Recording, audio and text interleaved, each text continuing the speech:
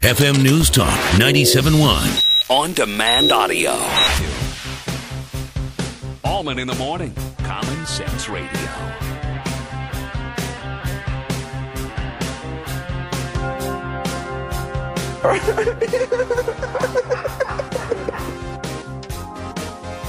You see, you saw those TSA guys. They allowed these illegal immigrants to take flight school classes, and the flight school was owned also by an illegal immigrant. Feel comfortable now?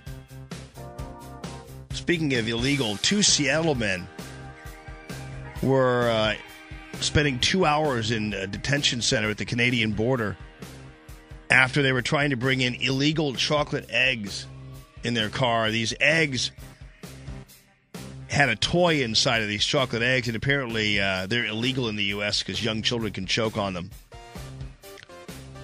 Foreign candy, though, is generally disgusting. Have you ever, I agree. Seen, what the Asians eat? It's like this gelatin stuff. It's There's a great store called the J Asia Food Market right there on Grand. And oftentimes I used to take the kids in there, Ethan and Katie, when they were younger, because it was like going to the zoo, except everything is dead in there, So they've got this crazy monkfish and dried fish and all kinds of crazy stuff that these people eat in other countries. And they had candy, too, that generally is pretty disgusting. We have, the Starburst and that kind of stuff, but they always have something inside of something, and it's usually like an animal byproduct or something. It's disgusting. And the chocolate on those chocolate eggs and stuff like that with those toys in them are awful. Are they? Oh, yeah. Where do you get them at? They're illegal. When I was in Russia one time, I do remember that was a big deal. These eggs with these toys inside of them. And I love chocolate, but I wouldn't eat those. And the toys were crappy anyway. Yeah. Well, between what China does with their people and what Russia does with the chocolate eggs, I guess you're thinning the herd to a certain degree. Because, that would be a choking hazard to have a toy inside of a chocolate egg. Yes. You know what I'm saying? All right. And I'm generally pretty free and easy about candy, but really. All right. So the VP stakes. Tim Pawlenty, by the way, he was on being interviewed about whether or not you need a flashy candidate or not. Now, if you goad me into it, I'll show you my tats. Yeah. You think Pawlenty has tats? No. Well, he said he'd show him the tats. I don't know. Maybe he does. So Pawlenty's name is being bandied about as a potential VP candidate. And again, it might be testimony to my shallowness, but Pawlenty probably is more exciting than Portman. I can't imagine a Mitt Romney, Rob Portman ticket. And, again, I know you guys will give me grief about this because it's it's not, we've had flashy and we have flashy now in the White House and look how far that's got us. Yeah, but still, Romney needs to make a splash with his VP candidate, and it does matter. Anyway, Pawlenty thinks that, you don't really have to be, though, flashy to be someone who can make a big difference to the ticket. Teleprompter and jokes and, that kind of stuff doesn't put gas in our cars. It doesn't pay our mortgage. It doesn't pay our health insurance premiums. Yeah, that's true. And I think Pawlenty's actually making the case for himself, to tell you the truth, because people do think Pawlenty's kind of boring. Although I think he's one of the nicest guys I've ever met. And actually, he's a lot less boring than people say he is. And I saw him at CPAC. And, he had all these handlers around him trying to prevent me from asking him a question. And he told them to go away. And he totally did the interview with me. Very nice guy. Accessible guy. And he's a scrapper, too. He's not bad. Speaking of scrappers, Romney really came out swinging yesterday. It was nice to see.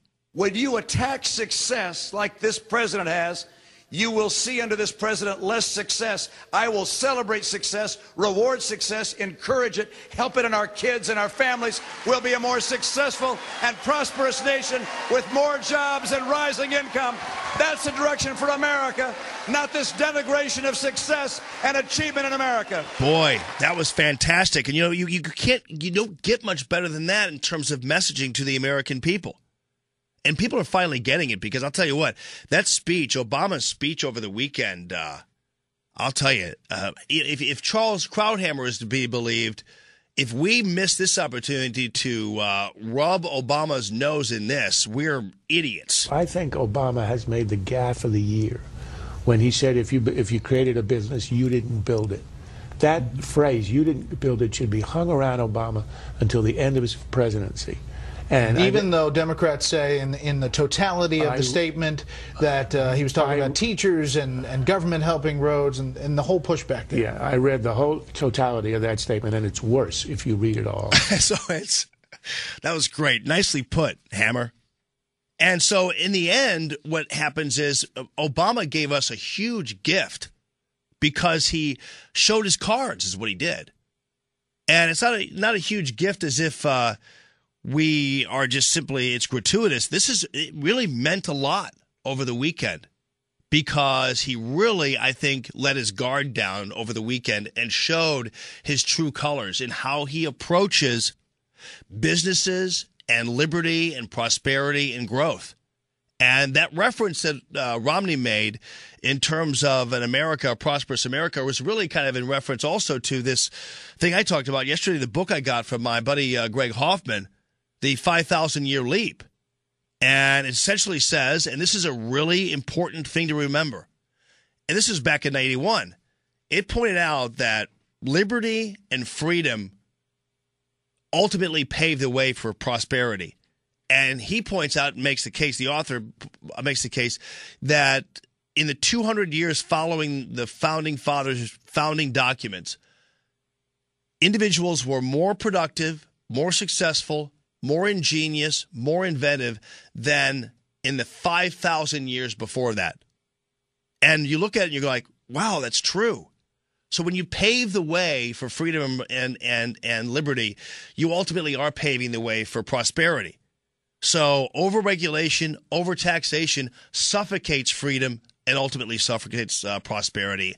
And Romney, I think, really did articulate that message very, very well yesterday in a way I really hadn't seen him do before.